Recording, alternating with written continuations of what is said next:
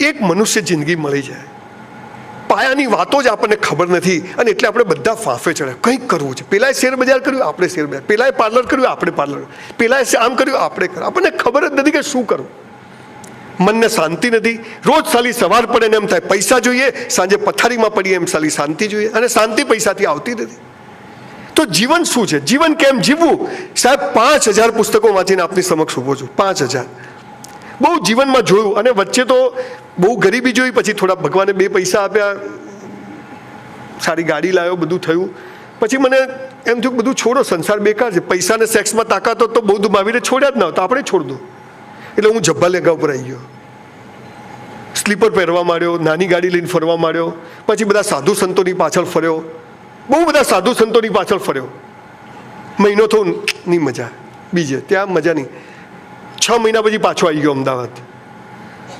પાછો ઝેડ બ્લુમાં જઈને 25 જોડી કપડાં સીવડાયા, નવી મર્સિડીઝ લીધી. મેં તો હવે મસ્ત જીવો ભાઈ. કેમ? ધ્યાનથી સાંભળજો. આશ્રમો બનાવી અને એમાં સંસાર ઊભો કરવો એના કરતાં સંસારમાં જ આશ્રમની જેમ જીવવું વધારે સારું છે. અહીંયા પેલું તો બહુ સહેલું છે, બધું છોડી દેવાનું. કઈ લડાઈ અહીંયા તો બૈરા જોડ બબાલ હોય, બાજુવાળા જોડે હોય, હાળો પેલો જેઠાલાલ જેવો હોય, જરૂર શું? તો તમે તો બધું બાપજી બધું છોડી, ત્યાં છોડવું તો હાવ સહેલું છે, પકડીને ઉભા રહેવું અઘરું છે ભાઈ.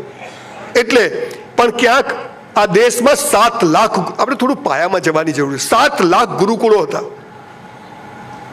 64 કલાઓ શીખવવામાં આવતી હતી. મનુષ્યનું આ પૃથ્વી પર આવવું, ત્યાંથી માંડીને મૃત્યુ શું છે એ શીખવવામાં આવતું હતું. એના બદલે આજે ટકા કેટલા આવ્યા? અરે ભાઈ બરોબર છે. કોઈ પણ સ્કૂલમાં તમે જુઓ, તેજસ્વી તારલાઓનું સન્માન, અમારી સ્કૂલનું ગૌરવ, પહેલો, બીજો, ત્રીજો. છેલ્લા 3 નંબરનું શું? અમારી જેવી નોટો ત્યાં જ ઊભી હોય. દોડવાની હરીફાઈ થાય, પહેલા, બીજા, ત્રીજાનું સન્માન. એટલે છેલ્લા 3નું શું? આ 3 ભાગ ના લે તો નંબર આવે? આ એકલા ક્યાં દોડે? જાઓ દોડો. એટલે આ છે તો તું છે ભાઈ, આ છે તો તું છે. દરેકની કિંમત છે, દરેક જરૂર. ઈશ્વરે બધું જ બનાવ્યું છે. સાહેબ ડોક્ટર બધા તેજસભાઈ ના બની શકે, એ તો કોઈક વિરલો એક બની શકે. બધા ચા વેચવાળા નરેન્દ્રભાઈ થઈ જાય, અમિતાભ બચ્ચનનો છોકરો સુપરસ્ટાર થઈ જાય, જાહેરાત નહીં મળતી બિચારાને. સુનિલ ગાવસ્કરનો છોકરો ક્રિકેટ ટીમનો કેપ્ટન થઈ જાય. ચાલે છે બધું. અહીંયા 57 52 થાય છે, અહીંયા 6 54 થાય છે, અહીંયા દાયે દાયે 6 થાય છે, અહીંયા 6 6 14 થાય છે, અહીંયા 14માંથી 8 જાય તો 3 રહે છે. આ દુનિયા જુદી છે. આપણે હાલ મંદિર જતા ને કૂતરું બટકું ભરી જાય, આપણે બટકું ભરાવા ગયા હતા. અરે પ્રેમ આપણે કરીને લગ્ન બીજો કરી જાય. There is higher mathematics. બોલો, આપણે મુકાભાઈ અને અનિલભાઈને રૂપિયા વેચ્યા હતા, અમે બધા હતા ને, હે? મુકેશભાઈ અને અનિલભાઈને રૂપિયા આપ્યા, ધીરુ કાકાએ તો આપણે હતા, બેને હરખા આપ્યા હતા કે નહીં? બોલો, મુકેશભાઈને જલસા છે, અનિલભાઈને તકલીફ છે. આ શું છે? આપણને ખબર જ નહીં. કોક કરવું છે, કોક. માણસ મોટો ભિખારી થતો જ જાય છે, દિલ માગે મોર. પણ જીવન કેમ જીવવું, શું ધ્યાન, કશું ખબર. અને જે લોકો મહાન થયા એમણે કદી કોઈને સાંભળ્યા નથી. સફીનભાઈએ કીધું એમ, જે લોકો રસ્તા બને એમણે કદી કોઈને સાંભળ્યા જ નથી. એમને જે કરવું હતું એ જ કર્યું છે, અને એટલે જ એ લોકો ત્યાં પહોંચ્યા છે. સફરજન તો બધાને માથામાં પડ્યું, પણ ન્યૂટન કે સાલું કેમ પડ્યું? પણ એ બી ચોરીઓ કરીને ગયા છે, ધોળિયાઓ બધી. આ બધું અહીંયા જ શોધાયું હતું. આ તો બધા આપણી ચોપડીઓ શોધી ચોરીને લઈ ગયા. સંસ્કૃતનું અંગ્રેજી કરીને એરિસ્ટને આમ કીધું, એરિસ્ટોટલે આમ કીધું, તારા બાપા અહીંયા કહીને ગયા 10,000 વર્ષ પહેલા.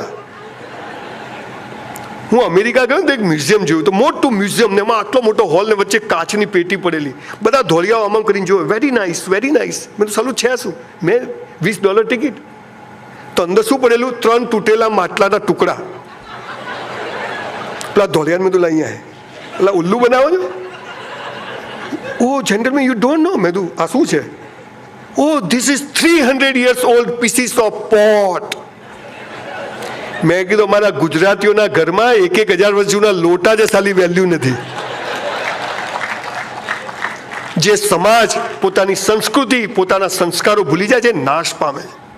સાહેબ તમે, હું, સાહેબ અને આપણે બધા જ જન્મ્યા છીએ, કોઈ સ્પેશિયલ લઈને નથી આવ્યા. પણ આપણને પાછું આગળ બીજું શીખવાડ્યું, પાપ અને પુણ્ય. ડુંગળી ખવાય ને બટાકા ના ખવાય. હાલા એનાથી આગળ ચાલ્યા જ નહીં આપણે. પાપ અને પુણ્ય એટલે શું? તમે જુઓ, તમે બધા અહીંયા જે હસબન્ડ વાઈફ સાથે આવ્યા છો, કેવા સરસ કપલ તૈયાર થઈને આવ્યા છે. અને એમાં જો લગ્નમાં તો જુઓ ને, ઘણી વાર તો મારી વાઈફને જોઈને મને થાય કે મારી વાઈફ છે કે બીજાની છે. તમને બધાને એવું થતું હશે. અને ઘરમાં તો કામવાળી કઈ ઘરવાળી કઈ ખબર જ ના પડે. એ જ બ્લુ કલરનો ગાઉન પહેરે, 2 વર્ષ સુધી છોડે નહીં.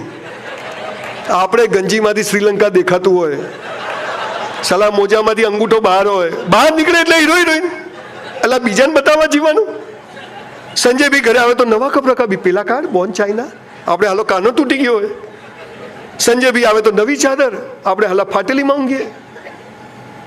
મારા લગ્ન હતા, મારી વાઈફને મેં તું પલવી રોજ ઘરમાં જ નવા કપડાં પહેર. મને કે કેમ? મેં તું મને ગમવી જોઈએ કે ગામને ગમવી જોઈએ? 35 વર્ષથી હજી આપણે બદલી નથી, એ જ રાખી છે. અને બદલવાનો કોઈ પ્લાન પણ નથી. ગુજરાતીઓ પાપ અને પુણ્યની બ્રાહ્મણ તરીકે જન્મે પણ છું ને કર્મે પણ છું. તમને ખબર છે ગીતાનો 4થો અધ્યાય એનો 13મો શ્લોક કૃષ્ણ ભગવાન શું કહે છે? મેં જન્મને આધારે જાતિઓ નથી બનાવી, કર્મને આધારે બનાવી છે.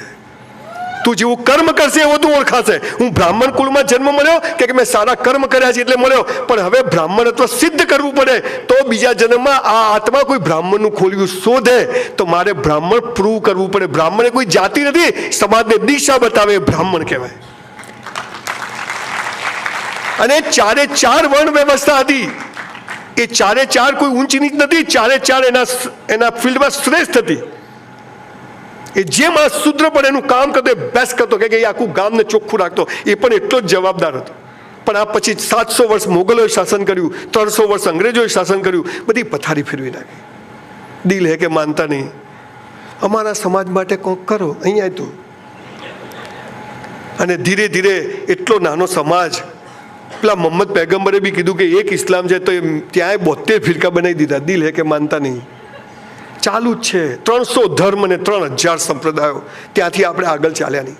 હું હમણાં એકવાર એરપોર્ટ પર, સાહેબ, એક બહુ મિલિયન 10,000 કરોડનું ટર્નઓવરવાળો માણસ મને એરપોર્ટ પર મળ્યો. મને કે સંજયભાઈ, તમારો એક સેમિનાર સાંભળ્યો, બહુ સરસ બોલો છો, મેં જીવનમાં એક પરિવર્તન કર્યું. મેં કીધું શું? મને કે અમારા ઘરમાં 1 ડઝન ચાંદીની થાળીઓ હતી ને, મહેમાન માટે હતી. હવે એમાં અમે રોજ ખાઈએ છીએ અને મહેમાન આવે તો સ્ટીલની આપીએ છીએ. મોટા એવોર્ડ મળેલા છે. મને કે હવે અમે ચાંદની થાળીમાં જ ખાઈએ છીએ, તમે આવજો. બધું બામણ તારું કામ થઈ ગયું. એક શબ્દ પડે છે ને, વાલીઓ વાલ્મીકી થઈ જાય છે. સાહેબ, ઈશ્વરે એક મન આપ્યું. તમને ખબર છે, આપણને એમ થાય કે ત્રિગુણ કેમ? Brahma Vishnu Mahesh, electron proton neutron, દ્વિજન, આપણું શરીર બે આ બધા બહુ ભારે શબ્દો છે. પણ બધા સંસ્કૃતમાં બધું એવું ચાલ્યું કે આપણે કે છોડો ને ભાઈ, હાલ તો મહિને 20,000 ક્યાંથી મળે, બીજું બધું છોડો ધર્મ. પણ એવું નથી સાહેબ. બહુ સરળ ભાષામાં જીવન મસ્ત જીવી શકાય છે. અને ક્યારે તમે, હા, સખત મહેનતનો વિકલ્પ નથી બોસ, પણ સખત મહેનત કર્યા પછી પરિણામની પણ કોઈ ગેરંટી નથી. આ ઈશ્વરે જગત બહુ જોરદાર બનાવ્યું છે. ક્યારે શું થશે તમને ખબર નથી. Ready for the race. એકલા આવ્યા ને એકલા જવાનું છે.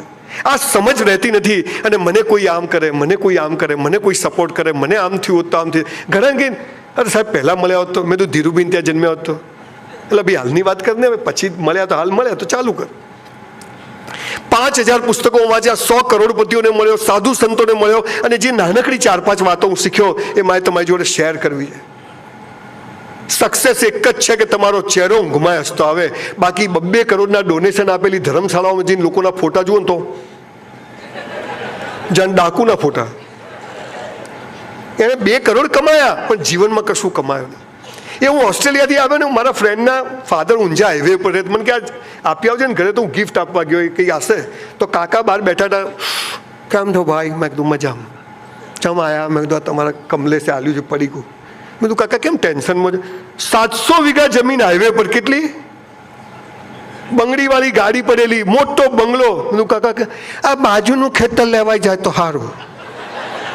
મેં કીધું ડોહા મરી જા, કેટલું ભેગું કરશે લા, કેટલું ભેગું કરશે?